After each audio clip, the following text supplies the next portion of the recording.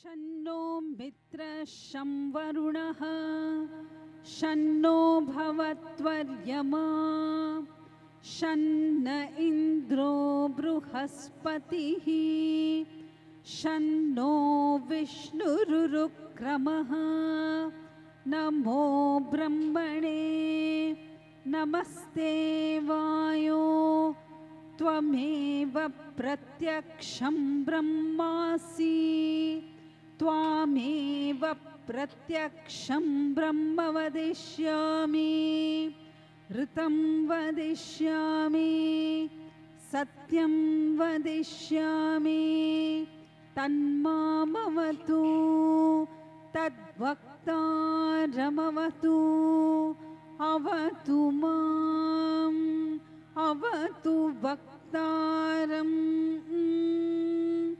ॐ शान्ति शान्ति शान्तिः। हरिः ओम श्री गुरुभ्यो नमः। हरिः ओम। राजा जनक अष्टावक्र जी ने પોતાની આંતર અનુભૂતિની અભિવ્યક્તિનું દર્શન કરાવે છે અને એ સંદર્ભમાં પ્રારબ્ધ ઉપર આપણે બહુ વિચક્ષણ વિચારણા કરી ચૂક્યા.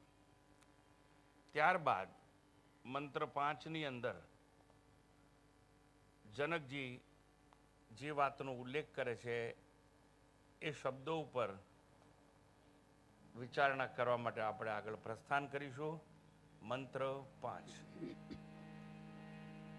ક્વા કર્તા ચ વા ભોક્તા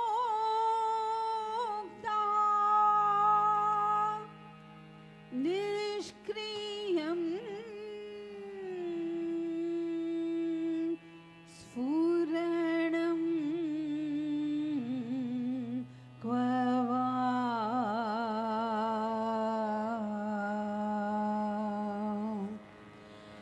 क्वा परोक्षं फलं वा क्वा निस्वभावस्य मे सदा.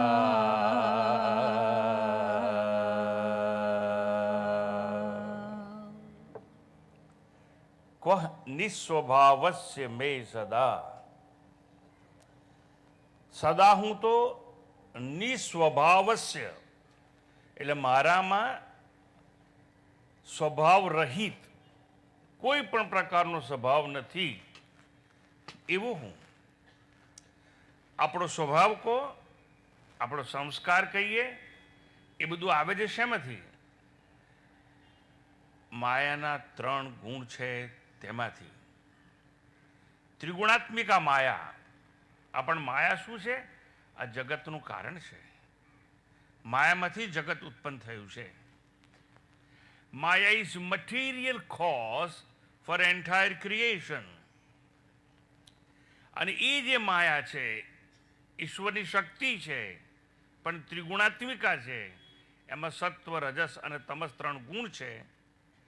પણ એ માયાનો સ્વભાવ છે, પણ મારામાં કોઈ પણ એવો પ્રકારનો સ્વભાવ છે નહીં. એટલે જનક કહે છે હું કેવો છું? ક્વ નિસ્વભાવસ્ય મે સદા. હું તો આવા તમામ સ્વભાવથી મુક્ત છું, માયાથી મુક્ત છું. એટલે મારામાં માયાના સ્વભાવ જેવું કંઈ પણ હોઈ શકે નહીં. એવા મને કહે છે સદા નિસ્વભાવસ્ય મે, સર્વ સ્વભાવ રહિત એવા મને ક્વ કરતા ચક્વવા ભોગતા. એવા મુજમાં કરતા કેવો અને એવા મારામાં ભોગતા પણ કેવો. મારામાં કરતા પણ નથી અને મારામાં ભોગતા પણ નથી. અત્યારે માત્ર શબ્દોનું ભાષાંતર જોઈએ, ટ્રાન્સલેશન, પછી એના પર ચર્ચા વિચારણા કરવામાં આવશે. જનકે કહ્યું, માયાના કોઈ સ્વભાવથી હું મુક્ત છું અને માટે જ મારામાં કરતા ન હોય, મારામાં ભોગતા પણ હોઈ શકે નહીં. અને જો મારામાં કરતા કે ભોગતા ના હોય તો કર્મ કરવાની મને પ્રેરણા આપે કોણ? There is nothing like motivating force for action. એટલે કર્મની પ્રેરણા ના આપે, કર્મની સ્ફૂર્ણા કોઈ આપે નહીં. એટલે કહે છે નિષ્ક્રિયમ સ્ફૂર્ણમ કુવવા. જો હું કરતા નથી તો મારામાં કર્મ નથી, ને કર્મ નથી મારામાં તો નિષ્ક્રિયતા પણ કેવી? કર્મ હોય તો કર્મમાંથી મુક્ત થવું, નિષ્ક્રિય થઈ જવું, પણ મારામાં નિષ્ક્રિયતા પણ કેવી?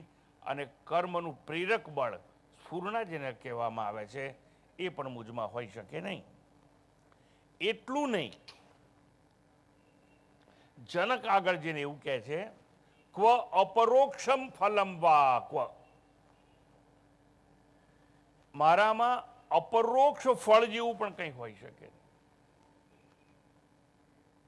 અપરોક્ષ શબ્દનો પ્રયોગ કેમ કરવો પડે જનકને? કારણ કે જગતમાં મોટાભાગની વસ્તુઓ પ્રત્યક્ષ છે. જે પ્રત્યક્ષ નથી એ પરોક્ષ છે.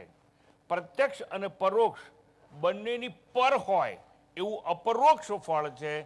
પણ કે જે મારામાં તો અપરોક્ષ ફળ પણ હોઈ શકે નહીં. પ્રત્યક્ષ એટલે શું? આ સામે ફોટોગ્રાફ છે, તમે જોઈ શકો છો, પ્રત્યક્ષ છે. પ્રત્યક્ષ ના હોય એ પરોક્ષ હોય. પ્રત્યક્ષ હોય એ ઇન્દ્રિય ગમ્ય હોય. પ્રત્યક્ષ હોય એ 5 જ્ઞાનેન્દ્રિયો દ્વારા જણાયેલું હોય. પણ જે જ્ઞાનેન્દ્રિયો દ્વારા ન જણાય એ પ્રત્યક્ષ ના હોય, અને જે મન બુદ્ધિ દ્વારા જણાય એ પરોક્ષ હોય. અને પ્રત્યક્ષ પરોક્ષ બંને ન હોય એને અપરોક્ષ ફળ કહેવામાં આવે. પણ જનક તો એવું કહે છે કે મારામાં અપરોક્ષ ફળ જેવું જ કંઈ નથી, તો પ્રત્યક્ષ અને પરોક્ષ તો કદાપી હોઈ શકે નહીં. આ થયું આપણું ભાષાંતર. શબ્દોનું ભાષાંતર સમગ્ર નજરમાં લઈ અને આપણે આગળ પ્રસ્થાન કરીએ જનકના શબ્દોનું દોહન કરવા માટે. એવું કહ્યું, સર્વ સ્વભાવ રહિત એવા મને કરતા કે ભોગતા કેવો? અથવા મારામાં કરતા ક્યાં કે ભોગતા ક્યાં? મારામાં નિષ્ક્રિયતા કેવી? એટલે કર્મથી મુક્તિ કેવી? અને કર્મનું સ્ફુરણ કે જેને મોટિવેટિંગ ફોર્સ કહેવામાં આવે ફોર એક્શન, એટલે કર્મ માટેની પ્રેરણા પણ કેવી મારામાં? અને કહે છે મારામાં અપરોક્ષ જ્ઞાનનું ફળ કેવું? અને અપરોક્ષ જ્ઞાનનું ફળ ના હોય તો પ્રત્યક્ષ જ્ઞાનનું ફળ કે પરોક્ષનું ફળ પણ હોઈ શકે નહીં. જનક શું કહે છે?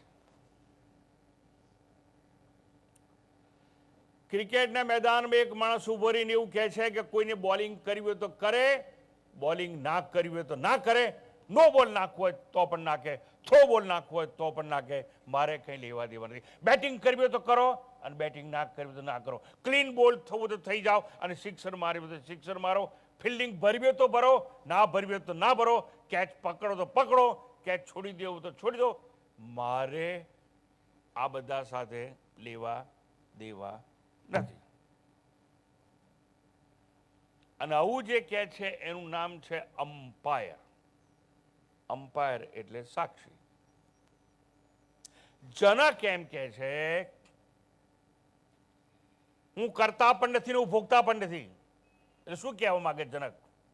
એ આંખ તારે રૂપને પકડવું તો પકડ, અને રૂપમાં આસક્ત ના થવું તો ના થા. કાં તો અનાસક્ત હતા, કાં તો સૌંદર્યમાં આસક્ત હતા. મારે શું લેવા દેવા? એ કાન તારે સંગીત સાંભળવું સાંભળ, કોઈને છણકા સાંભળવા તો સાંભળ, નિંદા પકડી તો પકડ, સ્તુતિ પકડી તો પકડ, કે છોડ, મારે કોઈ લેવા દેવા નથી. એ જીભ તારે સ્વાદ ગ્રહણ કરવો તો ગ્રહણ કર, સ્વાદ ના ગ્રહણ કરો તો ના ગ્રહણ કર. તું સ્વાદ નહીં ગ્રહણ કરે તોય મને દુઃખ નથી, અને સ્વાદ કરીશ તો મને સુખ નથી. હે ત્વચા, સ્પર્શાનુભૂતિ કરી અને કોઈને આલિંગન કરવું તો કર, બાજી પાડ. નગ્ન અવસ્થામાં કોઈને અથવા એ બધાથી દૂર ચાલી જા, આલિંગનનો ત્યાગ કર, મારે કોઈ નિસ્બત નથી. આવું સ્ટેટમેન્ટ કોનું? રાજા જનકનું. કહેવા શું માગે છે? હું કરતા નથી અને હું ભોગતા નથી, એટલે એને કહેવું શું છે?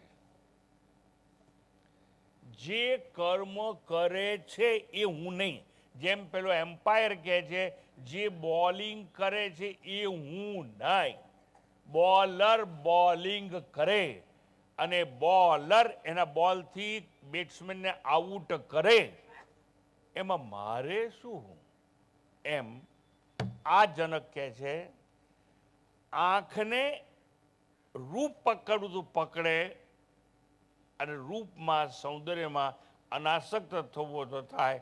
આસક્તિ કે અનાસક્તિ સાથે મારે કોઈ લેવા દેવા નથી. પહેલા એને એમ કહ્યું હું કરતા નથી. કરતા નથી એટલે કહેવા શું માગે છે? કરતા નથી એટલે જનકને એવું નથી કેવું તે એકડિયા બગડિયાની વાત છે, કેજી ક્લાસની. એવું તો આપણે ગોખી મારેલું છે કે હું કરતા નથી. પણ એનું તત્વ રહસ્ય શું? હું કરતા નથી એટલે જનક એમ કહે છે, સાંભળજો બરાબર ભાઈ, હું કરતા નથી એટલે આપણે 5 કર્મેન્દ્રિયો છે, એમાંની એક પણ કર્મેન્દ્રિય હું છું નહીં. કર્મ કરે કોણ? તો કે જે કર્મેન્દ્રિયો હોય તે. કર્મેન્દ્રિયો કેટલી છે? 5. 5 કેમ છે? 6 કેમ નહીં? 8 કેમ નહીં? 12 કેમ નહીં? નહીં, 5 જ હોય. કેમ? કે જગતનું સર્જન થયું છે, એનું નામ છે દ્રશ્ય પ્રપંચ. અને પ્રપંચમાં જે કંઈ હોય એ 5 5 5 5. એટલે શું? પંચમહાભૂતમાંથી શરીરનો જન્મ થયો. અને પંચમહાભૂતમાંથી શરીરનો જન્મ હોય તો કર્મેન્દ્રિયો 5, જ્ઞાનેન્દ્રિયો 5, પ્રાણ, વાન, ઉદાન, સમાન એવા પ્રાણ કેટલા? તો કે 5. અને એના વિષયો કેટલા ઇન્દ્રિયોનો? તો કે 5. શબ્દ, સ્પર્શ, રૂપ, રસ અને ગંધ. એટલે 5 5 5. હાથના આંગળા 5, પગના આંગળા 5 5 5 5 5 5 અને ભેગો થાય એનું નામ છે પ્રપંચ. તો આ જે કર્મેન્દ્રિયો છે 5 છે, અને 5 કર્મેન્દ્રિયમાંથી હું એક કર્મેન્દ્રિય નથી, એવું કહેવા માંગે જનક. આપણે ખાલી ખાલી એટલું સમજીએ છીએ, કરતા નથી. એવું નહીં. હું એક પણ કર્મેન્દ્રિય નથી. એટલે પણ તું એમ કે હું એક કર્મેન્દ્રિય નહીં, તો અમે કેવી રીતે માની લઈએ? બધું જે કે બધું સાચું એમ? તું રાજા છે એટલે? એ જનક, તું રાજા છે એટલે અમે માની લઈએ? નહીં. હું કર્મેન્દ્રિય કેમ નહીં એ લોજિક ને તર્ક દ્વારા સમજવું જોઈએ અને સમજાવવું જોઈએ. સમજાઈ દઈએ સાહેબ તમને? હવે maya is material cause for entire creation. એટલે માયા આ જગતના જન્મ માટે, ઉત્પત્તિ માટે કારણ છે. એને ઉપાદાન કારણ કહેવામાં આવે છે, મટીરિયલ કોઝ. અને માયામાંથી જો જગતનું સર્જન થયું હોય તો માયાના 3 ગુણ છે, સત્વ, રજસ અને તમસ. તો માયાના જે ગુણ છે એ માયામાંથી જે કંઈ જન્મે એમાં આવી જાય. વસ્તુ સરસ. હવે માયાનો જે રજસ ગુણ છે ને, એ રજસ એટલે તમને કર્મમાં પ્રેરે. સત્વ ગુણ છે જ્ઞાનમાં પ્રેરે. તમસ ગુણ પ્રમાદમાં પ્રેરે. તો જે કર્મેન્દ્રિયો છે એ રજસ ગુણમાંથી ઉત્પન્ન થઈ છે. અને રજસમાંથી ઉત્પન્ન થાય તો જેનામાં રજસ વધારે હોય એ કર્મ કર્મ કર્મ અને કર્મ જ કર્યા કરે. તમે જોજો તમારા ઘરમાં પણ એક બેન ઘરમાં એવા હોય કે 6 મહિના થાય એટલે કહી દે, હવે તોડી નાખવા. શું તોડી નાખે? રસોડું. કેમ? ઊભું છે ને બે શું કર? એટલે પછી નીચે બેહીને આસન લઈને લોકો રોટલી વણતા હોય. પછી 6 મહિના થાય એટલે કે આવું બરાબર નથી, ઊભું કરી નાખો, એટલે ઊભા પર રોટલી વણતા હોય. 3 મહિના થાય કે આ પડદા બદલી નાખો. સવાર પોતા કર્યા તો કે હાજે પોતા કરો ફરતી. અને એને ચેન ના પડે, નવરા પડ્યા નથી કે હાથમાં ઘાબો લઈને ઝાપટ ઝાપટ ઝાપટ ઝાપટ. બા આમાં તો કચરો છે જ નહીં, તને શું સમજ પડે? મન ઝાપટ વાદે. કેમ? એનામાં રજસ બહુ છે. એટલે રજસ બહુ હોય ને એ કર્મ કર્મ કર્મ કર્મ કર્યા કરે. ટૂંકમાં 5 જ્ઞાનેન્દ્રિયો રજસમાંથી ઉત્પન્ન થઈ છે, અને રજસમાંથી ઉત્પન્ન થાય એ કર્મ કરે. કેમ કર્મ કરે? કર્મેન્દ્રિયો ઉત્પન્ન થઈ છે માટે. શેમાંથી ઉત્પન્ન થઈ છે? રજસમાંથી ઉત્પન્ન થઈ છે માટે. જનક ક્યાં છે? હું તો અજન્મ આત્મા છું, એટલે રજસ ગુણ તો મારામાં હોય જ નહીં. અને રજસ ગુણની પ્રેરણા દ્વારા કર્મ કરનારી કર્મેન્દ્રિયો પણ હું છું નહીં. લો, આપણે શું સમજ્યા હતા? હું કરતા નથી, એટલે એકડીએ બગડ્યાની વાતો. હવે સમજવાનું, હું કરતા નથી એટલે રજસ ગુણમાંથી જે કર્મેન્દ્રિયો જન્મી છે એ રજસ ગુણ પણ હું નહીં, અને રજસ ગુણમાંથી જન્મેલી કર્મેન્દ્રિયો પણ હું નહીં. અને હું કર્મેન્દ્રિય નથી તો હું કર્મ કરું કેવી રીતે? એટલે કહે છે ક્વ કર્તા. હું કરતા કેવી રીતે હોઈ શકું? હવે સમજો. પહેલા તો એને કહી દીધું કે હું કરતા નથી. હવે સમજવાનું કે કરતા એટલે કોણ? જો જનક એમ કહેતો હોય કે આંખ રૂપને, સાંભળજો, પકડવાનું, રૂપ તરફ જવાનું કર્મ કરે છે, અને પગ ચાલવાનું કર્મ કરે છે, હાથ ગ્રહણ કરવાનું કર્મ કરે. હાથ કોઈ વસ્તુને ગ્રહણ કરે, ગ્રહણ કરે પછી છોડી દે, અને પછી ગ્રહણ કરે પછી છોડી દે. પગ ચાલવાનું કામ કરે. આ 5 પ્રાણ છે, જાતની ક્રિયા કરે. એટલે એક વસ્તુ યાદ રાખો, કર્મ કરે એ કર્મેન્દ્રિયો કહેવાય. અને કર્મેન્દ્રિયો રજસ ગુણમાંથી જન્મેલી છે. જનક કહે છે હું જન્મેલો નથી, હું તો અજન્મા આત્મા છું, અને જે કર્મ કરે છે ઇન્દ્રિયો છે, હું તો કર્મ કરતો નથી.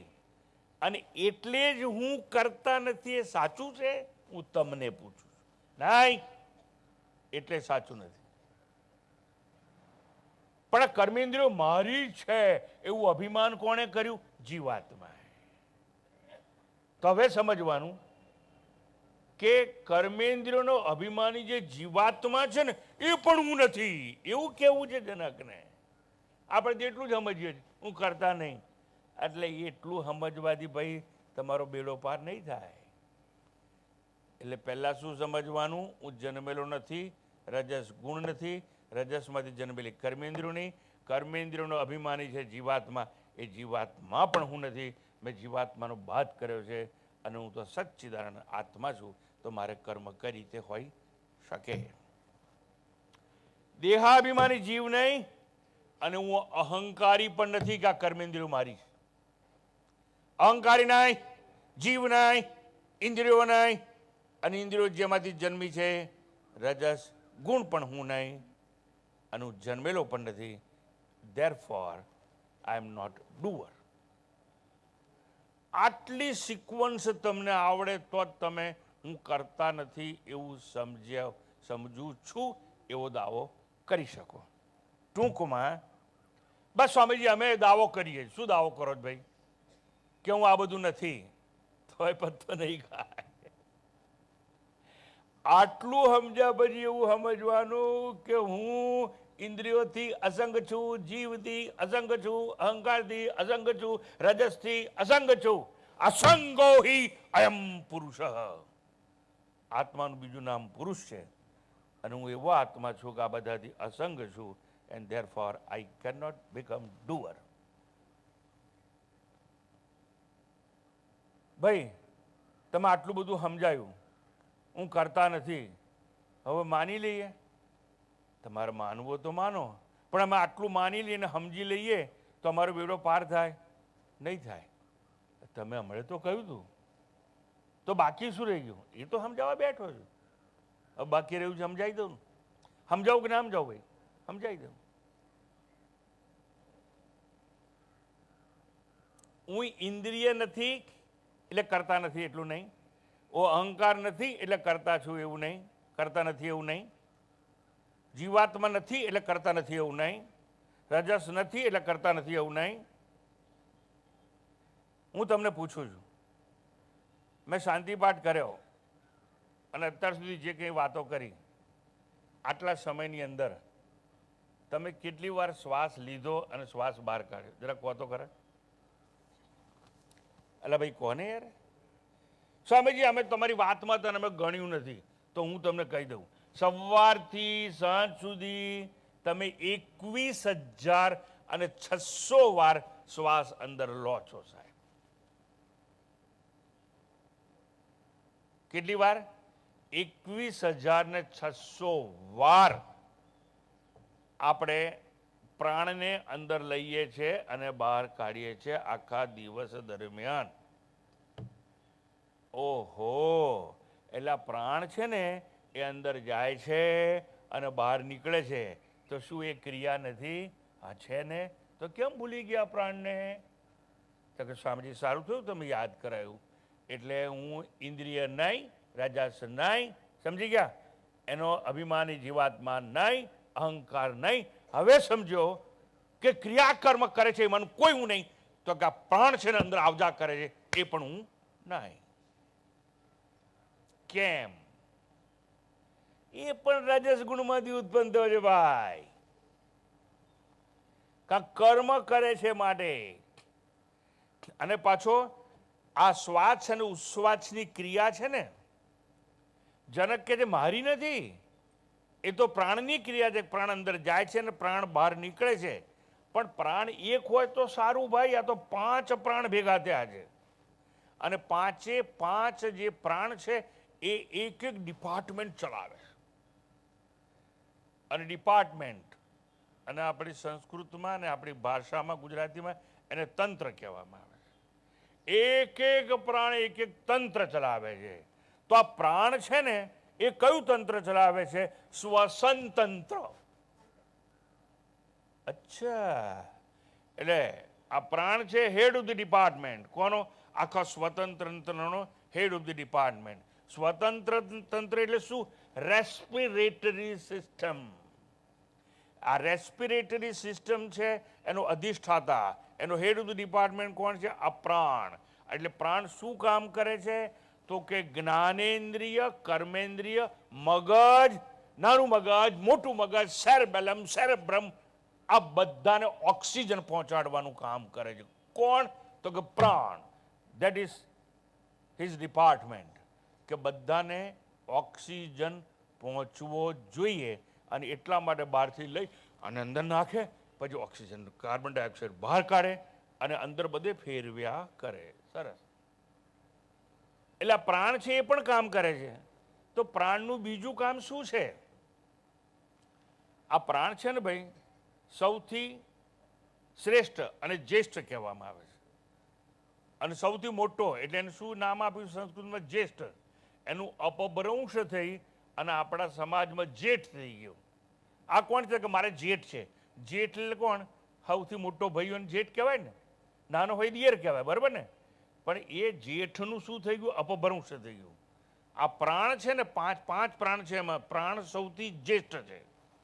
જ્યેષ્ઠ કેમ છે પ્રાણ? કારણ કે ભૂખ અને તરસનું કોઈ જ્ઞાન આપણને આપતું હોય એ પણ પ્રાણ દ્વારા મળે છે.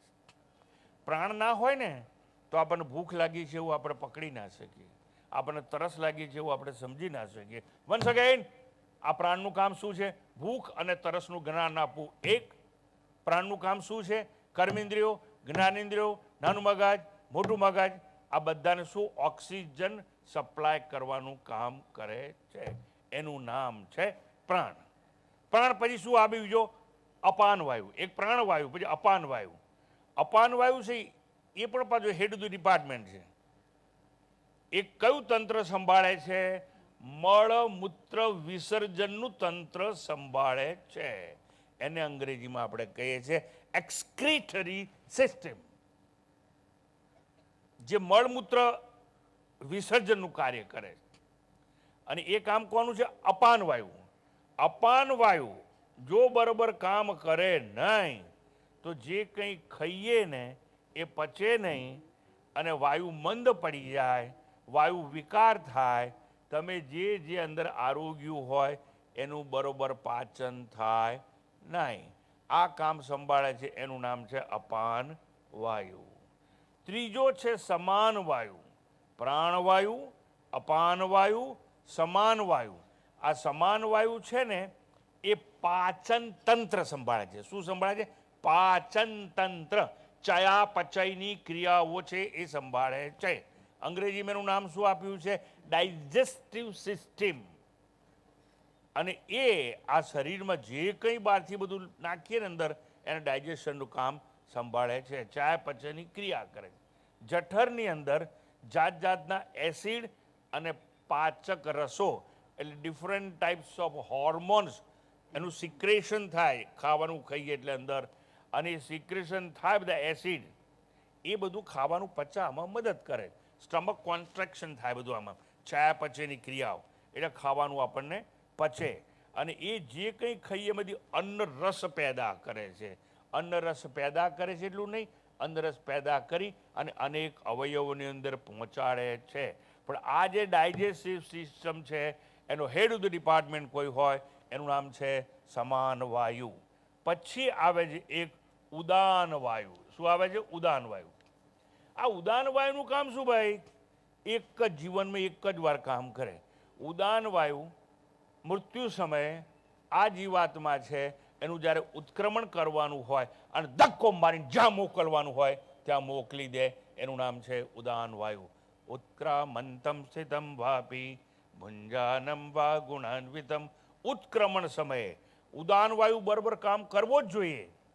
અને આપણે ત્યાં ઘણી વાર કહે છે ને કે ભાઈ છેલ્લી વખતે છે ને બધું ઝાડો પેશાબ થઈ જાય. એટલે જે થતું હશે થતું હશે, પણ એ આખું ડિપાર્ટમેન્ટ સંભાળે છે કોણ? જીવાત્માને બીજી ગતિમાં મોકલવા માટેનું. એનું નામ છે ઉદાન વાયુ. જીવાત્માને ઉત્ક્રમણ સમયે મદદ કરે છે અને અન્ન રસને અંગે અંગમાં પહોંચાડે છે.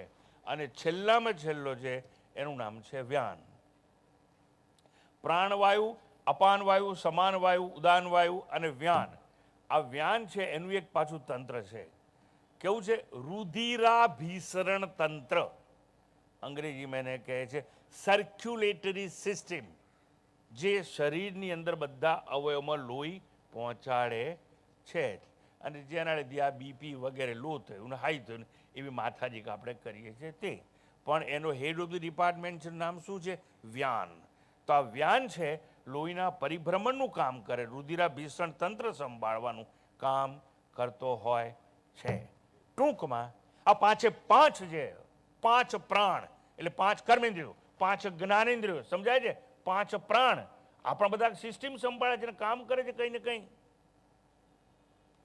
તો કહે છે જ્યારે આ બધા લોકો કામ કરતા હોય તો જનક એમ કહે છે આ 5 પ્રાણમાંથી હું એકે પ્રાણ પણ છું નહીં. એટલે કોઈ પણ સિસ્ટમ કે કોઈ પણ તંત્ર હું સંભાળતો નથી. તો તું શું કરે છે? આઈ એમ વિટનેસ. અમ્પાયરની જેમ હું સાક્ષી છું. એ 5 તંત્રો કાર્ય કરતા હોય હું એને માત્ર જોયા કરું છું. અને એટલે હું કોઈ પણ કર્મ કરતો નથી પણ કર્મનો સાક્ષી અવશ્ય છું. આવી રીતે જનક સમજાવે છે કે શરીર છે 9 દરવાજાવાળું શહેર છે. નવે દ્વારે પુરે દેહી નૈવ કુર્વન્ન કાર્યન. 9 દરવાજાવાળું શહેર છે, એમ હું રાજા છું. 9 દરવાજા એટલે 2 આંખના, 2 કાનના. કેટલા થયા સાહેબ? 4. 2 નાકના કેટલા થયા? કેટલા થયા? 1 મોંનું. આ દરવાજો એટલા માટે કે અંદર જાય છે ને ખાવાનું, એટલે કેટલા થયા? 7. શિશ્ન અને ગુદા, મળમૂત્ર વિસર્જનના 2 દ્વાર, એટલે કેટલા થયા? આ 9 દરવાજાવાળું શહેર છે. હું રાજા તરીકે જનક કહે છે હું બેઠો છું, હું કંઈ કરતો નથી, હું કંઈ કરાવતો નથી, અને હું સાક્ષી તરીકે હાજર છું, અમ્પાયર તરીકે. એટલે આ બધું ચાલ્યા કરે છે. આટલું બધું સમજાવવા માટે એક જ શબ્દનો એને પ્રયોગ કર્યો અને એને કહ્યું કો કરતા. હું કરતા કેવી રીતે હોઈ શકું? હું કરતા નથી એ સૂચવે છે કે તમામ કર્મોનો હું સાક્ષી માત્ર છું, અમ્પાયર માત્ર છું. એટલે જનકને કહેવું શું છે? ગીતાના ગહન રહસ્યોને જનક એક જ શબ્દમાં મૂકી દે છે. આ જ વાત ગીતામાં આપણને સમજાવવામાં આવી છે. પશ્યન શૃણવન સ્પૃશન જિગ્રન અશ્નન ગચ્છન સ્વપન શ્વસન પ્રલપન વિસૃજન ઘૃણન ઉન્મિશન નિમિશન નપી ઇન્દ્રિયાણિ ઇન્દ્રિયાર્થેષુ વર્તન્તે ઇતિ ધારયન. ગીતા કહે છે હું જોતો, સાંભળતો, સૂંઘતો, ઊંઘતો, ઉઠતો, ખાતો, પીતો, ચાલતો, શ્વાસ લેતો, બોલતો, મળત્યાગ કરતો, છતાં હું કંઈ કરતો નથી. કારણ કે હું કોણ છું? આત્મા છું, સાક્ષી છું. આવું જનકને આપણને કેવું છે. અને આટલું બધું સમજાવવા માટે એને એક જ શબ્દનો પ્રયોગ કરો નાના કે ક્વ કરતા. અને આપણું ઉમેરી દેવાનું હમ, એટલે હું કરતા કેવી રીતે હોઈ શકું. આટલું તો ભાષાંતર ઉપર આપણે ચર્ચા કરી અને સમજ્યા. પછી પાછું જોડી દીધું એને, ક્વ કરતા ક્વચવા ભોગતા. હું કરતા તો નથી, પણ કે છે હું ભોગતા પણ હોઈ શકું નહીં. કર્મેન્દ્રિયો એનું કામ કરે, એમાં મારે શું? નૈવ કિંચિત કરોમીતિ. હું કંઈ કરતો નથી. અમ્પાયરની જેમ હું બોલિંગ ના નાખું, બેટિંગ ના કરું, હું કેચ ના પકડું, હું કંઈ કરું નહીં. શું કરીશ? ખાલી ઊભો રહીશ. અને બધા લોકો અપીલ કરશે જ્યારે શું કરીશ? કશું કરીશ જ નહીં, બોલીશ જ નહીં. એટલે પાછો બોલર જે બંધ થઈ ગયો હોય અપીલ કરીને એ પાછો બોલિંગ શરૂ કરે. કંઈ કરું નહીં. આ જનક પોતાની આત્માનુભૂતિ, પોતાની આંતર અનુભૂતિ છે એને અભિવ્યક્તિ આપવાનું કામ કરે છે. અને જનકે આગળ કહ્યું ક ભોગતા, એટલે હું ભોગતા પણ નથી. જો પહેલા 5 પ્રાણની વાત આવી, 5 કર્મેન્દ્રની વાત આવી, સમજ્યા તમે? હવે શું કહે છે? હું ભોગતા નથી. હું ભોગતા નથી એટલે શું કહેવું છે? એવું નથી કે હું ભોગતા નથી. અમ્પાયર છે, ચાલુ ક્રિકેટની મેચ છે, અમ્પાયર કંઈ ખાતો નથી એટલે ભોગતા નથી, એવું નહીં. કર્મેન્દ્રિયો કર્મ કરે, સાહેબ જ્ઞાનેન્દ્રિયો છે ને ભોગ કરે. આવું સમજવાનું. જ્ઞાનેન્દ્રિયો ભોગ કરે, હા, અડ્યા બીના ભોગ કરે. વાહ! આપણે એક જગ્યાએ ઊભા છીએ અને કોઈ સુંદર સૌંદર્ય ચાલી જતું હોય, આહા વોટ બ્યુટી, આવું આપણે બોલી ગયા ને, વોટ એ બ્યુટી. અને કદાચ આપણે આપણી જગ્યા જ ઊભા રહીએ, પણ જે સૌંદર્ય જતું હોય ને એની નજર એની પાછળ પાછળ પાછળ ક્યાંય સુધી જાય અને આપણે આસક્ત થઈ જાય. એટલે ભલે એ વ્યક્તિ દૂર હોય પણ આપણે હૃદયમાં એનો સમાવેશ કરી લીધો છે. સ્પર્શ કર્યા વિના, અડ્યા વિના રૂપમાં, સૌંદર્યમાં આપણે આસક્ત થઈએ છીએ. એટલે આંખે રૂપ કે સૌંદર્યનો ભોગ કર્યો કહેવાય. તત્વજ્ઞાનમાં તો એવી વાતો પણ છે કે 5 જ્ઞાનેન્દ્રિયો એક યજ્ઞ કુંડ છે. આંખ એક યજ્ઞ કુંડ છે, એમાં આહુતિ આપવામાં આવે છે સૌંદર્યની. કાન બીજો યજ્ઞ કુંડ છે, એમાં સંગીતની આહુતિ આપવામાં આવે. નાક એક બીજો યજ્ઞ કુંડ છે, એમાં સુગંધની આહુતિ આપવામાં આવે છે. ત્વચા એક બીજો યજ્ઞ કુંડ છે, એમાં સ્પર્શની આહુતિ આપવામાં આવે છે. અથવા બીજી રીતે સમજો તો આંખ રૂપનો ભોગ કરે, કાન સંગીતનો ભોગ કરે, જીભ સ્વાદનો ભોગ કરે. આ બધા ભોગ કરનારા. એટલે જનકને એવું કહેવું છે કે 5માંથી હું એક પણ જ્ઞાનેન્દ્રિય નથી.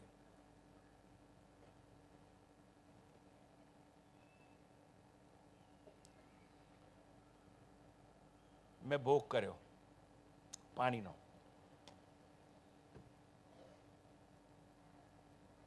મારી જીવા છે પ્રસન્ન થઈ ગઈ અને પ્રાણ શાંત થઈ ગયો. પણ મેં જ્યારે ગ્લાસ હાથમાં ઉપાડ્યો ત્યારે મને સૂચના આપી છે પ્રાણ તરસ્યો થઈ ગયો. અને પ્રાણે કીધું ભોગ કર, અને મેં ગ્લાસ ઉપાડ્યો અને હું તૃપ્ત થઈ ગયો. હું તમને સમજાવવા માંગુ છું, જ્યારે જનકે એમ કહ્યું કે હું ભોગતા નથી એટલે શું કહ્યું? હું એક પણ જ્ઞાનેન્દ્રિય નથી. શબ્દ, સ્પર્શ, રૂપ, રસ અને ગંધ જેવા વિષયોને હું ભોગવતો નથી, મારી ઇન્દ્રિયો ભોગવે છે. જેમ ફિલ્ડર કેચ કરે છે, બેટ્સમેન બેટિંગ કરે છે, ફિલ્ડર ફિલ્ડિંગ ભરે છે, હું કંઈ કરતો નથી. એમાં જનક કહે છે પાંચે પાંચ વિષયો છે, શબ્દ, સ્પર્શ, રૂપ, રસ અને ગંધ, એમાંથી હું કોઈને ભોગવતો નથી. એટલે આપણે તત્વજ્ઞાનમાં તો એટલું સમજવાનું ભાઈ કે જનક ભોગતા નથી. હવે તમને ખબર પડી ગઈ, શાસ્ત્ર ગીતા આવડી ગઈ. કેમ? જનકે કહ્યું તું કરતા નથી, સમજી ગયા. જનકે કહ્યું ભોગતા નથી, આપણે સમજી ગયા, એટલે આપણને આવડી ગયું. કેટલાય લોકોને આવો વહેમ હોય છે, મેં તો ચોપડી વાંચી કાઢી છે, મને બધું આવડી ગયું. What nonsense! અલા, જ્યારે જનક એમ કહે છે ને કે હું ભોગતા નથી, ત્યારે એને એવું નથી કેવું હું ભોગતા નથી. હું ભોગતા નથી એટલે ભોગ કરી અને સુખી થાય એવું નહીં, અને ભોગ ના મળે તો દુઃખી થાય એવું નહીં, એવું કેવું જનકને. ખાલી ખાલી મને સમજાવજો. મને કેટલાય મળ્યા છે એવા તો કે હું 3 વાર વાંચી ગયો છું તમારી અષ્ટાવક્ર ગીતા. જો મારા બેટા તે 3 વાર વાંચ્યો તો અત્યારે મારી સામે આવી અને દિવેલ જેવું મોં કેમ તારું છે? જો 3 વાર વાંચ્યો હોય તો દુઃખમાં તું દુઃખી ના હોય, સુખમાં તું સુખી ના હોય. પણ 3 વાર વાંચીને ચોપડી હાથમાં લઈને મારા આંગણે આવી અને મેં કીધું 3 વાર વાંચી નાખી.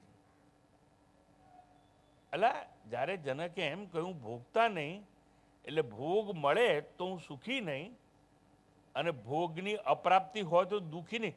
સુખ દુઃખથી હું પર છું એ તાત્પર્ય તમારા જીવનમાં હૃદયમાં શિલાલેખની જેમ તમે કોતર્યું હોય તો જ તમે સાચું શ્રવણ કર્યું. માફ કરજો મને, ચોપડી વાંચવાથી જ્ઞાન ના થાય. નહીં તો તમારે ત્યાંથી ધક્કો ખાવાની જરૂર શું ભાઈ?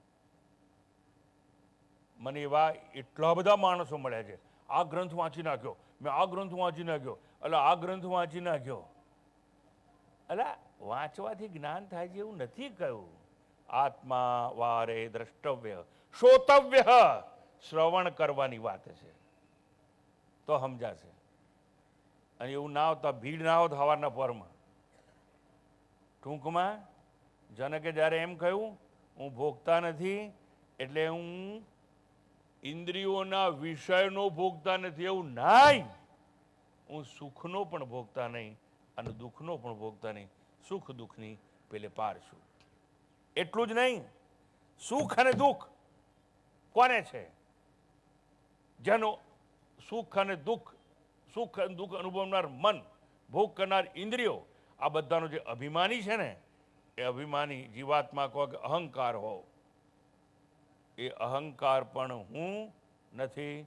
મને આમાંની કોઈ વસ્તુનો અહંકાર નથી એવું જનક એના ગુરુને નમ્રતાપૂર્વક સમજાવવા માંગે છે. એટલે જનક કહે છે વૈભવ, ધન, સત્તા, પુત્રેચ્છા, વિત્તેચ્છા, લોકેચ્છા હું ભોગવતો નથી. એટલે ભોગતા નથી એટલે શું? એ તો સહેલું છે કે 5 જ્ઞાનેન્દ્રિયો અને એને વિશ્વ, શબ્દ, સ્પર્શ, રૂપ, રસ અને ગંધ એનું ભોગવતો નથી એવું નહીં. પણ જે અહંકાર છે ને શું જોઈએ? વૈભવ જોઈએ. આપણે વૈભવ પાછળ તો ગાંડા થયા છીએ. ધન જોઈએ. ધન કેમ જોઈએ? વૈભવ મળે એટલે. અને ધન અને વૈભવ મળી જાય તો સત્તા જોઈએ એટલે. અને બધું મળ્યું હોય અને છતાં જો સંતાન ના હોય તો પાછા દુઃખી. એટલે પુત્રેચ્છા પૂરી કરવી પડે. અને પુત્ર તો હોય પણ ઘેર હાંડલા કુસ્તી કરતા હોય તો ના ચાલે. એટલે ધન ભેગું કરજો. વિત્તેચ્છા જોઈએ. વિત્તેચ્છા હોય, પુત્રેચ્છા હોય, પણ સમાજમાં આપણને કોઈ બોલાવે જ નહીં અને તમારી જ્ઞાતિના પ્રમુખ બનાવે જ નહીં તો પાછા દુઃખી. એટલે પુત્રેચ્છા પણ જોઈએ, વિત્તેચ્છા પણ જોઈએ અને લોકેચ્છા પણ જોઈએ. જનક કહે છે પુત્રે છે વિત્તે છે લોકે છે, કોઈ પણ વસ્તુનો ભોગતા નહીં, વૈભવનો ભોગતા નહીં, ધનનો ભોગતા નહીં, સત્તાની લાલસા નથી, ધન તો મારે જોઈએ જ નહીં, અલમ અલમ અલમ. ટૂંકમાં જનકે જ્યારે એમ કહ્યું કે હું ભોગતા હોઈ શકું નહીં, ત્યારે બધી જ વસ્તુ આપણે સમજવાનો પ્રયાસ કરવો જોઈએ. ઇન્દ્રિયો, મન, અહંકાર અને પંચમહાભૂતો આ બધું જન્મે છે શેમાંથી? વન્સ અગેન, પેલી કર્મેન્દ્રિયો તો રજસ ગુણમાંથી જન્મેલી, તો જ્ઞાનેન્દ્રિયો શેમાંથી જન્મી? માયાના 3 ગુણ, એમાં એક સત્વ ગુણ. કારણ કે કર્મેન્દ્રિયો આપણને કર્મ કરાવે છે, જ્ઞાનેન્દ્રિયો જ્ઞાન આપે છે. અને જ્ઞાન આપે છે, આંખ રૂપનું જ્ઞાન આપે, કાન શબ્દનું જ્ઞાન આપે, જીભ સ્વાદનું જ્ઞાન આપે. જ્ઞાન આપે એટલે રજસમાંથી પેદા ના થયેલી હોય, જ્ઞાન આપે એટલે સત્વ ગુણમાંથી પેદા થયેલી હોય. એટલે ઇન્દ્રિયો સત્વ ગુણમાંથી, અને મન અને બુદ્ધિને અહંકાર આખું અંતઃકરણ છે એ પણ આ સત્વ ગુણમાંથી ઉત્પન્ન થયેલું છે. એટલે કહે છે કે ઇન્દ્રિયો, મન, અહંકાર, આ પંચમહાભૂતો તમામ જે છે બધા, એમાં જે એક સત્વ ગુણ છે એ સત્વ ગુણનું સર્જન છે. હું પંચમહાભૂત કે સત્વ ગુણથી સર્જાયો નથી, એટલા માટે હું કદાપી ભોગતા હોઈ શકું નહીં. રજસ ગુણમાંથી મારો જન્મ નથી થયો એટલે હું કરતા નથી. સત્વ ગુણમાંથી હું જન્મેલો નથી કારણ કે હું જન્મેલો જ નથી. અજો નિત્ય શાશ્વત એમ પુરાણ. એટલા માટે હું કરતા પણ નથી અને હું ભોગતા પણ. જનક કહે છે સત્વ ગુણનું કાર્ય નહીં એટલે હું ભોગતા નહીં. સાંભળજો, રજસ ગુણનું કાર્ય નહીં એટલે કર્મેન્દ્રિય અને કર્તા નહીં. એટલે એ જનક, હા ભાઈ, એ જનક, હા, ત્યાં શું કહ્યું? મેં કહ્યું ને, પણ શું કહ્યું? સત્વગુણનું તું કાર્ય નહીં કહ્યું કે નહીં? કહ્યું. રજસ ગુણનું તું કાર્ય નહીં કહ્યું કે નહીં? કહ્યું. તો એક બચો તમસ, તો તમસ ગુણનું કાર્ય જ તું હોવો જોઈએ. તમસ ગુણમાંથી જન્મે છે નામ આ શરીર, કયું? સ્થૂળ શરીર. તો તું શરીર છે? તો કે નહીં, તમસ ગુણનું કાર્ય દેહ છે એ પણ હું નહીં. કારણ કે દેહ જન્મેલો છે અને હું અજન્મા છું. દેહ મરવા વાળો છે, હું અજર અમર છું. એટલે સત્વ, રજસ અને તમસ કોઈનું પણ કાર્ય હું છું નહીં. એટલે મારા સ્વભાવમાં તમામ ગુણોની શૂન્યતા છે. એટલે જનક એવું કહે છે કે સ્વભાવ શૂન્ય એવા મુજમાં અંતઃકરણ જ નથી તો સત્વગુણનું સર્જન ક્યાંથી હોય? અને જો અંતઃકરણ જ નથી તો કર્મ કરવાની પ્રેરણા આપે કોણ? એટલે એને કહ્યું કહો સ્ફુરણમ. સ્ફુરણા આપે કોણ? જ્ઞાનેન્દ્રિયોને કે કર્મેન્દ્રિયોને કર્મ કરવાની? તો કહે છે કવ સ્ફુરણમ નિષ્ક્રિયમ. જ્યાં કર્મની પ્રેરણા પણ નથી અને સ્ફુરણા પણ નથી. પ્રેરણા આપે એ પણ અંતઃકરણ, સ્ફુરણા આપે એ પણ અંતઃકરણ. તો મારે સ્ફુરણા કેવી? નૈષ્કર્મની કે નિષ્ક્રિયતાની. મુજ આત્મ સ્વરૂપમાં કોઈ સક્રિય જ નથી. વાહ વાહ! મુજ આત્મ સ્વરૂપમાં કોઈ સક્રિય જ નથી. અને સક્રિય ના હોય તો નિષ્ક્રિયતાની વાત કેવી? આપણને મોટા ભાગે એવું કહેવામાં આવે, રિટાયર્ડ થઈ જાઓ, કામ છોડી દો, હવે તમારી બહુ ઉંમર થઈ ગઈ ભાઈ, હવે તો બધું મૂકો તો ખરા. પણ જો તમને સમજાય તો પેલું જ્યારે આપણને કોઈ સલાહ આપે ને, સલાહ આપનાર બહુ હોય આખા સમાજમાં. મને કહે છે ને હવે છોડ દો ને આ બધું, ક્યાં સુધી પ્રવચન કરશે? એટલે જે પ્રવચન કરે છે એનું હું સાક્ષી છું એવું તું સમજતો નથી. હું ક્યાં પ્રવચન કરું છું? હું તો એને બેહું છું. પછી બેઠા પછી બોલે જ કોણ? મારી વાણી બોલે જ. સમજો બરાબર. મારા આત્મ સ્વરૂપમાં સક્રિયતા જ નથી તો નિષ્ક્રિયતાની વાત ક્યાં? મુજ આત્મ સ્વરૂપમાં કોઈ સક્રિય હોય તો નિષ્ક્રિય થવું ઘટે. એટલે તમારા આત્મા સ્વરૂપમાં કોઈ સક્રિય છે જ નહીં ના. કેવી રીતે દાવો કરો છો? દાવો એવી રીતે કરું છું, હું મને સમજો છું અને હું કહું છું શાંતોહમ, દાંતોહમ, અભયોહમ, અદ્વૈતોહમ નિષ્ક્રિયોહમ સાક્ષી સ્વરૂપો હમ. આવી રીતે હું દાવો કરું છું. મારા સ્વરૂપને સમજ્યા બાદ એટલે મહેરબાની કરી કોઈને સક્રિય થવાનો સંદેશ ના આપશો, નિષ્ક્રિય થવાની વાતો કહેશો નહીં. આવી વાતો કરનારા કોઈ પોતાને સમજતા નથી માટે દાવો કરે છે એવું જનક આપણને સમજાવે. અને જનક પોતાના સદગુરુને નમ્રતાપૂર્વક કહે છે, હે સદગુરુ, હવે મારે નિષ્ક્રિય થવા જેવું કંઈ નથી, કારણ કે કોઈ દિવસ સક્રિય હતો જ નહીં. અને છતાં તમે જ મને જે કંઈ કહ્યું ને, તમારી આજ્ઞાનું ઉલ્લંઘન મેં નથી કર્યું. હું સમજતો હતો, પણ તમે કહ્યું આ કર, એટલે તમારી ઉપદેશ માટે, એ તમારું અપમાન ન થાય માટે, એ ગુરુ તમારી લાજ રાખવા માટે તમે જે કહ્યું મેં કર્યું. પણ મને ખબર હતી, તમે ઉપદેશ આપ્યો અને મેં કર્યું, છતાં કરતા કરતા જાણતો હતો કે હું કંઈ કરતો નથી. ઇન્દ્રિયાણી ઇન્દ્રિયાર્થેષુ વર્તન્તે ઇતિ ધારયન. અંતમાં કહે છે, આ જનક અંતમાં, શ્લોકના અંતમાં કહે છે, ક્વ અપરોક્ષમ ક્વ વા ફલમ.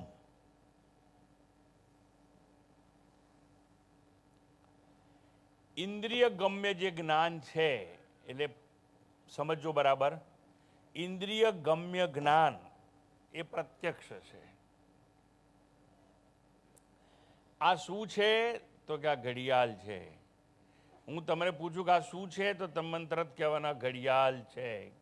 તમે કોઈને કન્સલ્ટ કર્યા વગર કહો છો, જોતાની સાથે ખબર પડી જાય છે આ ઘડિયાળ છે.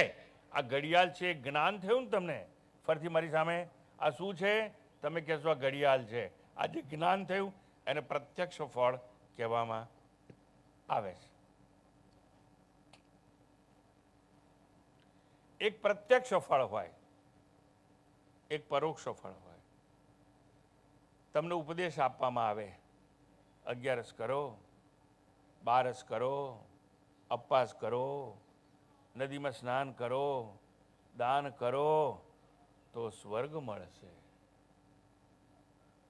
પણ આ શું છે? તો કે ઘડિયાળ. એમાં સ્વર્ગ તમારી આંખે દેખાયું છે ખરું? ના. પણ સ્વર્ગનું ફળ મળે ખરું, પણ એ ફળને શું કહેવાય? પરોક્ષ ફળ કહેવાય. મૃત્યુ પછી ત્યાં જવાય. એટલે એક ફળ પ્રત્યક્ષ હોય, બીજું ફળ પરોક્ષ હોય. પણ જે ફળ પરોક્ષ ના હોય, જે ફળ પ્રત્યક્ષ ના હોય, પ્રત્યક્ષ નહીં, પરોક્ષ નહીં, એ અપરોક્ષ ફળ કહેવાય. આત્મા સાક્ષાત અપરોક્ષ છે. જનક કહે છે, મારે અપરોક્ષ ફળ પણ કેવું, એટલે આત્મ સાક્ષાત્કાર પણ કેવો. જો માફ કરજો, બહુ ઊંચી જગ્યાએથી વાત કરું છું, કોઈ ભૂમિકા ઉપર. પણ જનકે કેમ એમ કહ્યું કે મારા આત્મ સાક્ષાત્કારની પણ પરવા નથી, એટલા માટે એને એવું કહ્યું. અપરોક્ષ શબ્દ છે ને એ સાપેક્ષ છે. પ્રત્યક્ષ, પરોક્ષ અને અપરોક્ષ. એટલે પરોક્ષ નથી એ અપરોક્ષ છે, અને જે અપરોક્ષ નથી એ પરોક્ષ છે. It is relative reality. આખી ટર્મિનોલોજી કેવી છે? રિલેટિવ, સાપેક્ષતાના ક્ષેત્રમાં બધું આવે. અને જનક કહે છે, હું તો નિરપેક્ષ આત્મ તત્વ છું, મારું વિરોધી કોઈ ના હોય. I'm eternal bliss and absolute peace. આ બ્લીસ છે ને, એનું વિરોધી ના આવે કોઈ. સુખનું વિરોધી હોય દુઃખ.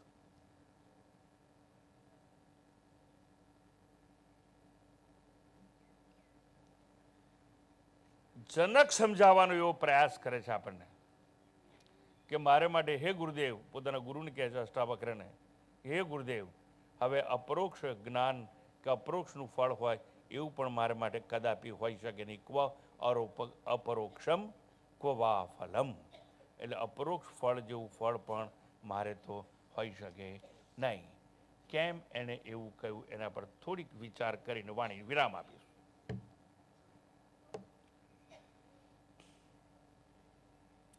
જ્યાં જ્યાં કોઈ વસ્તુ પ્રત્યક્ષ હોય અને એનું જે ફળ મળે એને પ્રત્યક્ષ ફળ કહેવામાં આવે છે. ચક્ષુ ઇન્દ્રિયનું ફળ, એક દાખલો આપીશ. ચક્ષુ ઇન્દ્રિયનું ફળ જ્ઞાન એ પ્રત્યક્ષ ફળ કહેવાય. કેમ? રૂપ અને આકાર કે રંગ આંખે જોઈએ છે અને સમજાય છે. perception of form, perception of shape, perception of color, perception of depth, આવું જે કંઈ જ્ઞાન હોય પ્રત્યક્ષ આપણને મળતું હોય છે. આ થોડોક પ્રસાદ લો ને, મોંમાં મૂક્યો, કેવો લાગ્યો? એટલે કેવો લાગ્યો ઓન ધ સ્પોટ ખબર પડે કે મીઠો છે, કડવો છે, કેવું છે. એટલે આ જ્ઞાન, આ ફળ જ્ઞાન કેવું છે? પ્રત્યક્ષ છે. એટલે રસનેન્દ્રિયનું ફળ જ્ઞાન, સ્વાદ, એ પ્રત્યક્ષ છે. ગંધ, સ્પર્શ, શબ્દ, આ બધું પ્રત્યક્ષ છે. પણ આ બધું ઇન્દ્રિય ગમ્ય જ્ઞાન છે. અને જનક તો કહે છે હું તો ઇન્દ્રિય નથી ને, ઇન્દ્રિયોથી મારે કોઈ સંગ નહીં, એટલે મારે એવું ફળ તો હોય નહીં. પણ આગળ જઈ અને કહે છે કે મારે પરોક્ષ ફળ પણ હોય નહીં, જે મન અને બુદ્ધિ દ્વારા આપણને પ્રાપ્ત થતું હોય છે તે. એટલે અનુમાન ગમ્ય, ઇન્ફરન્શિયલ નોલેજ જેને કહેવામાં આવે છે, એવું જ્ઞાન પણ મને પ્રાપ્ત થઈ શકે નહીં. હવે મહત્વની વાત જનક કહે છે, જ્યારે આપણે ધ્યાન કરવા બેસીએ ને ત્યારે ધ્યાનમાં વૃત્તિઓના અભાવે જે જ્ઞાન થાય, વૃત્તિ વિસ્મરણમ સમ્યક, આવી વસ્તુને સમાધિ કહેવામાં આવે છે. પણ જનક અહીં એમ કહે છે હું ધ્યાન કરતો નથી, મારે ધ્યાન કરવાની આવશ્યકતા નથી. કેમ? ધ્યાન રૂપનું થાય, આકારનું થાય, દ્રશ્ય હોય એનું થાય, મારાથી દૂર હોય એનું થાય. આત્મા મારાથી દૂર નથી, આકાર નથી, રૂપવાળો નથી, એટલે હું ધ્યાન કરી શકું જ નહીં. અને જો ધ્યાન ના કરતો હોઉં અને જો આકારવાળી વસ્તુ કોઈ ના હોય તો એની વૃત્તિ ના હોય. જેટલા જેટલા આકાર હોય એટલી એટલી વૃત્તિઓ હોય. એટલે કહે છે કે હું ધ્યાન કરતો નથી, વૃત્તિઓના અભાવે જે જ્ઞાન થાય એ મારું જ્ઞાન હોઈ શકે નહીં. કારણ કે ધ્યાનમાં ત્રિપુટી હોય: ધ્યાન, ધ્યાતા અને ધ્યેય. Object of meditation, process of meditation and meditator. એટલે ધ્યાન, ધ્યાતા અને ધ્યેય એવું ત્રિપુટી હોય. હું તો એક આત્મા છું, અદ્વિતીય છું, અભંગ છું, અને એમાં ત્રિપુટી શક્ય જ નથી. અને એક વસ્તુ સમજાવી દઉં છું કે આત્મા ધ્યાનનો વિષય બની શકે જ નહીં. અને આત્મા જો ધ્યાનનો વિષય ના બની શકે તો એનું પ્રત્યક્ષ જ્ઞાન ના થાય, એનું પરોક્ષ જ્ઞાન ના થાય. અને પ્રત્યક્ષ ને પરોક્ષ ના થાય તો અપરોક્ષ સાપેક્ષતાનું ક્ષેત્ર છે. એટલે અપરોક્ષ જ્ઞાન પણ મારે હોઈ શકે નહીં. સાકાર હોય એનું ધ્યાન થાય, નિરાકાર હોય એનું માત્ર જ્ઞાન થાય. અને હું જ્ઞાન સ્વરૂપ છું. સત્યમ જ્ઞાનમ અનંતમ બ્રહ્મ એ હું સમજી ચૂક્યો છું. એટલે હું જો જ્ઞાન સ્વરૂપ હોઉં તો જ્ઞાનનું ફળ મને મળી શકે નહીં, અપરોક્ષ જ્ઞાનનું ફળ પણ મને મળે નહીં. કારણ હું સાક્ષાત જ્ઞાન સ્વરૂપ છું. સત્યમ જ્ઞાનમ અનંતમ બ્રહ્મ. સત્યમ જ્ઞાનમ અનંતમ બ્રહ્મ યો વેદ નિહિતમ ગુહાયામ પરમે વ્યોમન. આવી રીતે જનક પોતાની આંતર આત્માનુભૂતિમાંથી પોતાના સદગુરુને સમજાવે છે, કહે છે, અને પ્રશ્નોત્તરી દ્વારા આખી વાત રજૂ કરે છે. ક્વ કર્તા ક્વચ વા ભોક્તા નિષ્ક્રિયમ સ્પૃણમ ક્વા ક્વ અપરોક્ષમ ફલમ વા ક્વ નિસ્વભાવસ્ય મે સદા. મારામાં માયાનો સ્વભાવ નહીં, એના 3 ગુણનો સ્વભાવ નહીં. સત્વ, રજસ કે તમસમાંથી જે કંઈ જગત જન્મ્યું છે એમાંનું જગતમાંનો અંશ પણ મારામાં હોઈ શકે નહીં. તો હું કરતા કેવો, હું ભોગતા કેવો.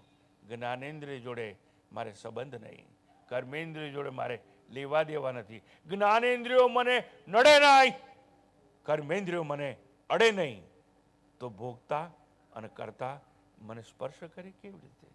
હું બધાથી મુક્ત છું, સત છું, ચિત્ત છું, આનંદ છું, આનંદ છું, આનંદ છું. ઓમ પૂર્ણમદઃ પૂર્ણમિદં પૂર્ણાત પૂર્ણમુદચ્યતે પૂર્ણસ્ય પૂર્ણમાદાય પૂર્ણમેવાવશિષ્યતે. ઓમ શાંતિ શાંતિ શાંતિ. હરિ ઓમ. શ્રી ગુરુભ્યો નમઃ. હરિ ઓમ.